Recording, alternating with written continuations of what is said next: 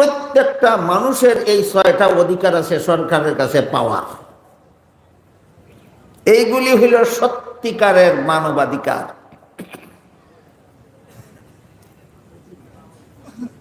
বাংলাদেশে মুসলমান সংখ্যাগরিষ্ঠ, হিন্দু সংখ্যা লঘু। এই কারণে বাংলাদেশ সরকারের দায়িত্ব শুধু মুসলমানদের পোশাক বিতরণের ব্যবস্থা না হিন্দুদেরও। এটার নামই মানবাধিকার। প্রতিটি মুসলমানের যেভাবে মানুষ হিসাবে খাদ্যের ব্যবস্থা পাওয়ার অধিকার আছে, প্রতিটি হিন্দুরও মানুষ হিসাবে খাদ্যের ব্যবস্থা পাওয়ার অধিকার আছে। প্রতিটি মুসলমানের যেভাবে মানুষ হিসাবে বস্ত্রের ব্যবস্থা পাওয়ার অধিকার আছে সরকারের কাছে, প্রতিটি হিন্দুরও বস্ত্রের ব্যবস্থা পাওয়ার অধিকার আছে সরকারের কাছে। প্রতিটি মুসলমানের যেমন শিক্ষার ব্যবস্থা পাওয়ার অধিকার আছে সরকারের কাছে, প্রতিটি হিন্দুরও শিক্ষা ব্যবস্থা পাওয়ার অধিকার আছে সরকারের কাছে। প্রতিটি মুসলমানের যেমন অসুস্থ হইলে চিকিৎসার ব্যবস্থা পাওয়ার অধিকার আছে সরকারের কাছে, প্রতিটি হিন্দু অসুস্থ হইলে সরকারের কাছে চিকিৎসার ব্যবস্থা পাওয়ার অধিকার আছে। কয়েকটা উদাহরণ দিলাম, বুঝে থাকলে বলুন। এই নাগরিকদের 6টা মৌলিক অধিকার, এটা কি মুসলমান অধিকার না মানবাধিকার? এইগুলিরে কয় মানবাধিকার। মানুষ হিসাবে সরকারের কাছে সমস্ত জনগণের যেসব অধিকার আছে এইগুলির নাম হইল আসলে মানবাধিকার। কিন্তু আমাদের সমাজে যারা মানবাধিকারের ফেরিওয়ালা, মানবাধিকারের ক্যানভাসার, মানবাধিকার জপতে জপতে মুখে ফেনা তুলে, গুড়ার ডিম বুঝেই না মানবাধিকার কারে। এই কারণে আমাদের বোঝা দরকার মানব মানি মানুষ আর অধিকার মানি প্রাপ্য। ব্যাকরণের ছাত্রদের বুঝার সুবিধার জন্য বলি, মানব যুগ অধিকার সমান মানবাধিকার। মানুষ হিসাবে যে পাওনাটা আছে জনগণের সরকারের কাছে, এইটাই হইল মানবাধিকার। বুঝে থাকতে বলেন, এই 6টা মানবাধিকারের মধ্যে মুসলমানের কোনো বৈশিষ্ট্য আছে না সমস্ত ধর্মাবলম্বীর সমান অধিকার? এই কথাটা কিন্তু আমাদের সকলের জানতে হবে, স্মরণ রাখতে হবে। সরকারের কাছে এই 6টা প্রাপ্য মানুষ হিসাবে সমস্ত ধর্মাবলম্বীদের অধিকার।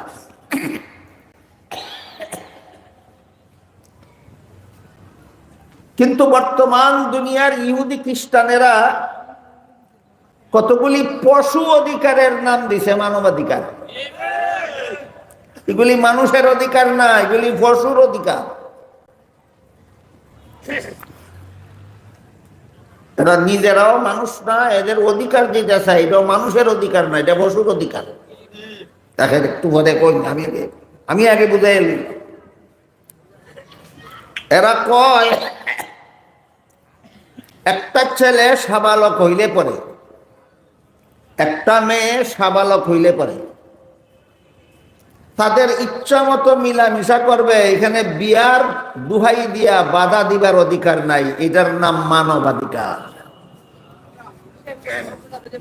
যুবক ছেলের মনে চাইছে একটা যুবতী মেয়ের সাথে মিলামিশা করবে, যুবতী মেয়ের মনে চাইছে একটা যুবক ছেলের সাথে মিলামিশা করবে। এখানে বিয়ার বাধার সৃষ্টি করা যাবে না, বিবাহের আড়াল সৃষ্টি করা যাবে না, বিবাহের উসিলায় এখানে তাদের মিলামিশায় বাধা দেওয়া যাবে না। বিয়া ছাড়াই নারী পুরুষ মিলামিশা করা, এটা তাদের মানবাধিকার। আমি বলি এটা মানবাধিকার না, এটা পশু অধিকার। মানবাধিকার না পশু অধিকার? পশু অধিকার। যেমন একটা কুত্তার মনে চাইছে কুত্তির সাথে মিলিত হইত, কুত্তিরও মনে চাইছে কুত্তার সাথে মিলিত হইত। এখানে বিয়ার কথা কইয়া বাধা দেওয়া যাবে না, এটা কুত্তা কুত্তির অধিকার। বলেন মানুষের অধিকার না কুত্তা কুত্তির অধিকার? মানুষের অধিকার না, কুত্তা কুত্তির অধিকার।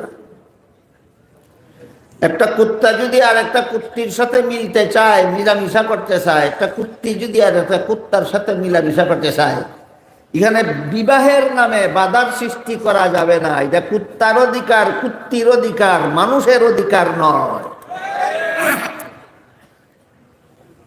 আমি কি আপনারা বুঝাইতাম বললাম? ইসলামের দৃষ্টিতে মানবাধিকার কারে কয়, আর ইহুদি খ্রিস্টানের দৃষ্টিতে মানবাধিকার কারে কয়? ইহুদি খ্রিস্টানেরা পশু অধিকারে মানবাধিকার কয়, আর ইসলাম ধর্ম বর্ণ নির্বিশেষে সমস্ত মানুষের যে অধিকার আছে সরকারের কাছে, এইগুলিকে ইসলামে মানবাধিকার কয়।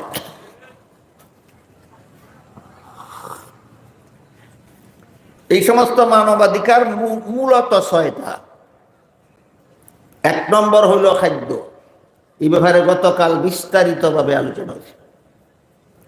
দেশের সকল নাগরিকদের প্রয়োজনীয় খাদ্য সংগ্রহের ব্যবস্থা করে দেওয়া সরকারের দায়িত্ব।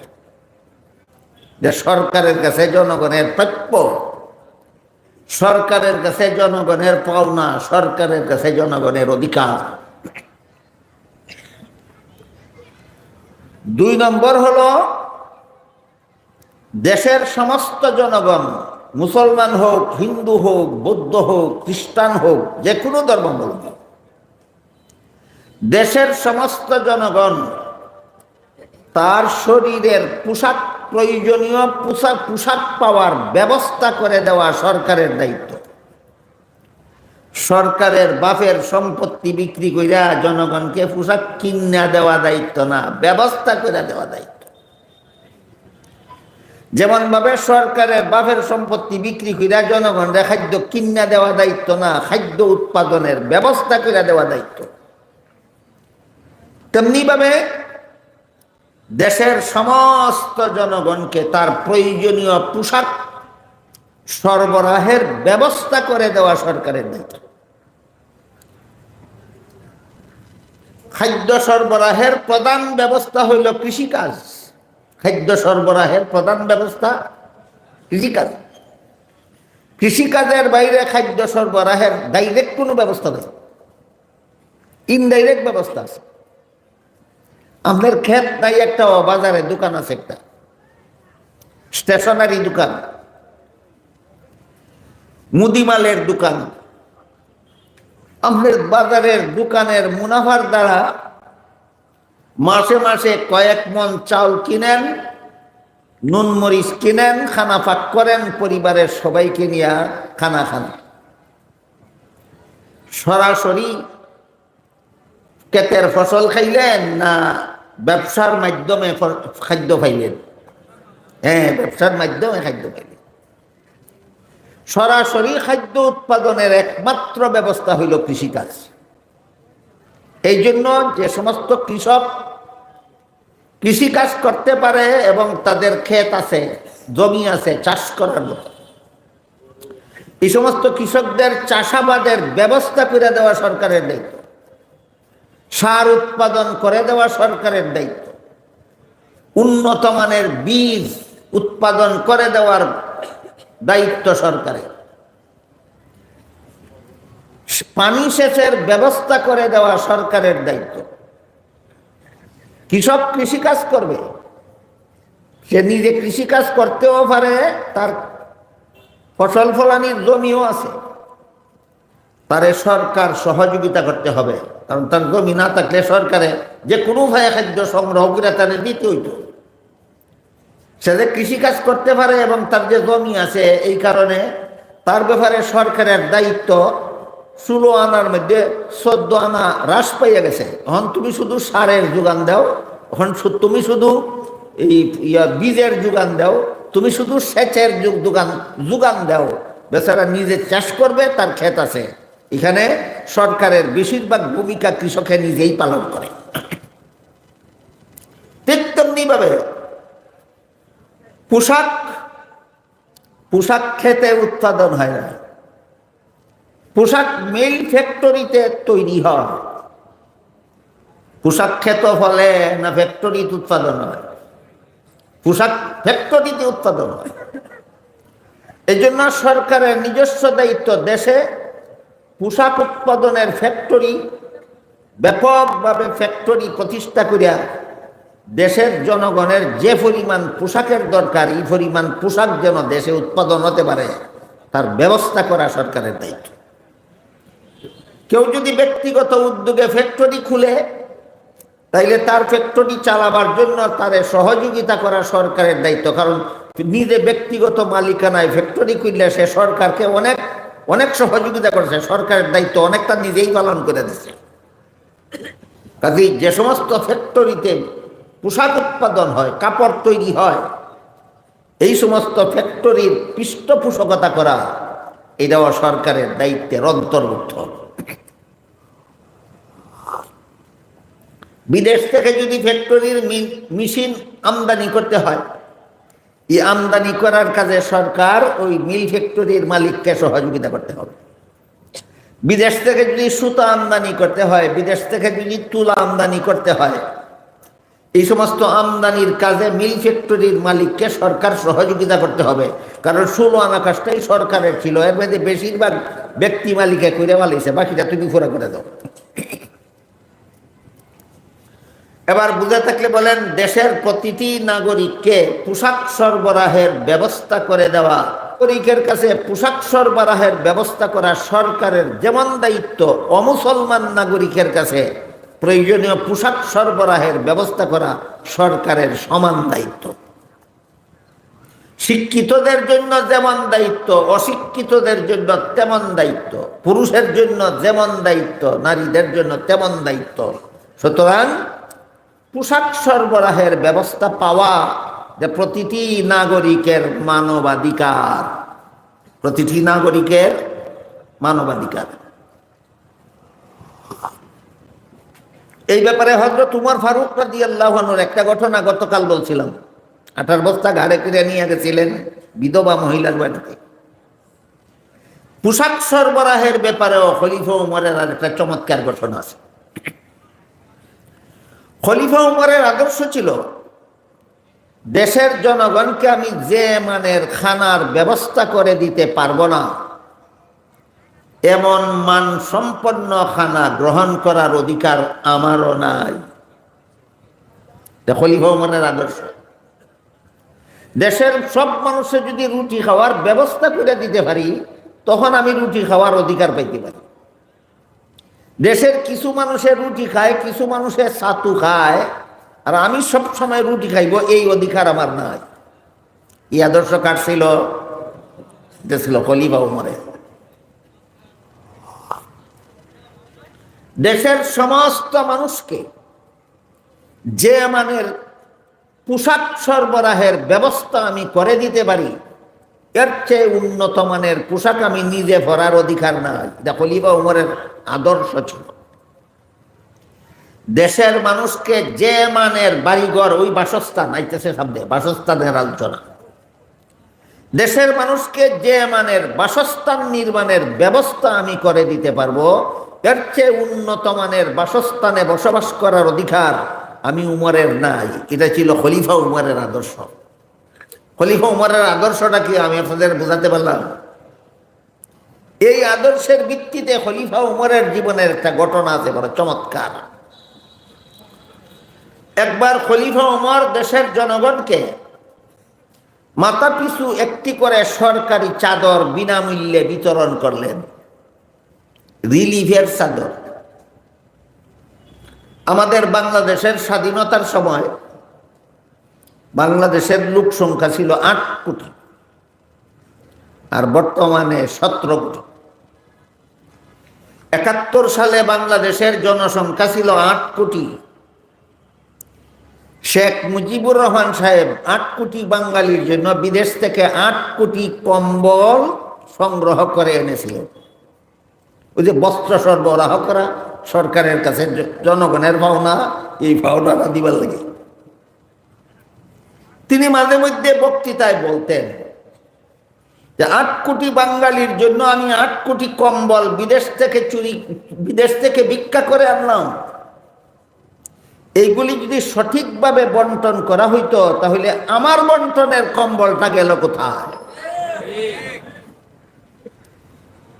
তাহলে শেখ মুজিবের সরকারি কর্মকর্তারা ঠিক মতোই বন্টন করতো, এই জন্য ওনার ভাগের কম্বলটা তিনি পাইছেন না। ঠিক মতোই বন্টন করতেন, এই জন্য ওনার ভাগেরটা উনি পাইছেন না। এইভাবে খলিফা ওমর দেশের জনগণকে মাথা পিছে একটা করে সরকারি চাদর বিনামূল্যে বিতরণ করলেন। তাইলে খলিফা ওমরের ভাগেও একটা পড়ে কিনা? পড়ে। আমরা শেখ মুজিবের ভাগে যদি 8 কোটির মধ্যে একটা পড়ে, তো উমরের ভাগের মধ্যে একটা পড়বে না? উমরের ভাগেও একটা রিলিফের চাদর পড়ে। তারপরে খলিফা উমর শুক্রবারে জুমার নামাজের খুতবা পড়ার জন্য মিম্বরে দাঁড়ালেন। মিম্বরে দাঁড়ানোর সাথে সাথে একজন সাধারণ মুসল্লি বলে উঠল, খলিফা উমর, আপনি আমাদেরকে মাথা পিছু একটি করে রিলিফের চাদর বিতরণ করেছেন, কিন্তু আপনার গায়ে দেখা যায় সরকারি চাদর 2টা। জনগণকে একটা করে দিয়া আপনি প্রধান শাসনকর্তা হওয়ার কারণে 2টা সরকারি মাল নিয়ে গেলেন কোন অধিকারে? এই প্রশ্নের জবাব দিতে না পারলে আপনার খুতবাও শুনবো না, আপনার পিছনে জুমার নামাজও পড়বো না। কোন অধিকারে আপনি রিলিফের চাদর 2টা নিলেন? খলিফা ওমর মুসল্লির প্রশ্ন শুনে প্রথমেই বললেন, তোমার প্রশ্নের জন্য তোমাকে ধন্যবাদ। খলিফা ওমর প্রশ্নকারীকে জবাব দিবার আগেই কইলেন, তোমার প্রশ্নের জন্য তোমাকে ধন্যবাদ। বর্তমান দুনিয়ার কোন দেশের শাসনকর্তাকে যদি একজন সাধারণ নাগরিক জিজ্ঞাসা করে, তোমার গায়ের পোশাক কার পয়সা দিয়া বানাইছ? কোটি টাকার গাড়ি কার টাকায় কিনছ? আকাশ ছোঁয়া বাড়ি কার টাকা দিয়া বানাইছ? কইব ধন্যবাদ না দৈন্যা কুটা দিব? ধন্যবাদ দিত না, দৈন্যা কুটা দিব। তোর কি অধিকার আমার সম্পদের হিসাব নেওয়া? সম্পদের হিসাব নেওয়ার, সরকারি কর্মকর্তাদের সম্পদের হিসাব দেওয়ার অধিকার যেই দেশের জনগণের নাই, এই দেশের সরকারি কর্মকর্তারা সরকারের সম্পদ চুর ছাড়া আর কিছু হতে পারে না। এই কারণে খলিফা ওমর কইলেন, বেটা তোরে ধন্যবাদ। এই দেশের সরকারি কর্মকর্তারা দেশের সম্পদ চুরি করতে পারবে না, তোমার মতো জনগণ এই দেশে থাকলে। তবে আমি দুঃখিত একটা ব্যাপারে, তোমার প্রশ্নের জবাবটা আমি দিতে পারবো না, আমার ছেলে আব্দুল্লাহ দিবে। উমরের ছেলের নাম আব্দুল্লাহ। আব্দুল্লাহর কাছে যখন দায়িত্ব গেল ওই মুসল্লির প্রশ্নের জবাব দেওয়ার, আব্দুল্লাহ দাঁড়াইয়া বললেন, আমার বাবা যেভাবে তোমাদেরকে মাথা পিছে একটা করে রিলিফের চাদর দিয়েছেন, ঠিক তেমনি ভাবে আমার বাবাও সরকারি চাদর একটাই গ্রহণ করেছে। কিন্তু আসল ঘটনা হইল, আমার বাবার এই একটা রিলিফের চাদর ছাড়া আর কোনো কাপড়ই নাই। আমার বাবার একটা রিলিফের চাদর ছাড়া আর কোনো কাপড়ই নেই। কত বড় দেশের শাসনকর্তা ছিল বেটা, বলেন? অর্ধেকটা পৃথিবীর সমান। খলিফা ওমর যেই দেশের শাসনকর্তা ছিলেন, সেই দেশটা ছিল প্রায় অর্ধেকটা পৃথিবীর সমান। এই অর্ধেকটা পৃথিবীর সমান দেশ শাসন করে, তার বলে একটা রিলিফের চাদর ছাড়া আর কোনো কাপড়ই নাই। একটু আগে কইলাম, খলিফা ওমরের আদর্শ ছিল, আমার দেশের জনগণকে যে পরিমাণ বস্ত্র বিতরণ করতে পারি, যে মানের, এর থেকে উন্নত মানের, এর থেকে বেশি পরিমাণ বস্ত্র আমার ব্যবহার করার অধিকার নাই। এটা ছিল খলিফা উমরের আদর্শ। খলিফা উমরের ছেলে আব্দুল্লাহ বললেন, আমার বাবা যেভাবে তোমাদেরকে মাথা পিছে একটা করে সরকারি চাদর দিছেন, আমার বাবাও একটা সরকারি চাদরই নিছেন। কিন্তু ঘটনা হইল, আমার বাবার এই একটা সরকারি রিলিফের চাদর ছাড়া আর কোনো কাপড়ই নাই। নিম্নাঙ্গে পড়লে ঊর্ধ্বাঙ্গ খোলা থাকে, ঊর্ধ্বাঙ্গে পড়লে নিম্নাঙ্গ খোলা থাকে। এমত অবস্থায় তিনি তোমাদের ইমামতি করতে পারেন না।